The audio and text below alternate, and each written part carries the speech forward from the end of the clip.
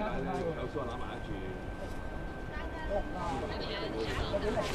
火灾还没有完全受控，那现在因為如果我仔都係消防啊，佢今日咧就喺尖沙咀叫我嚟呢度，佢話同我講嘅老豆，而家上去高層嗰啲可能百幾人燒死，即係嗰啲幾廿歲嗰啲冇即係唔走嗰啲咧焗死啊，唔係燒死，焗死熱佢話喺屋企熱到死啊，佢話搬落嚟啦，可能都有百幾個，可能咧而家未知，而家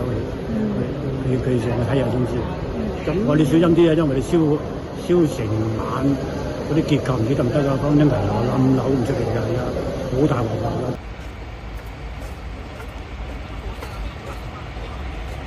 最左係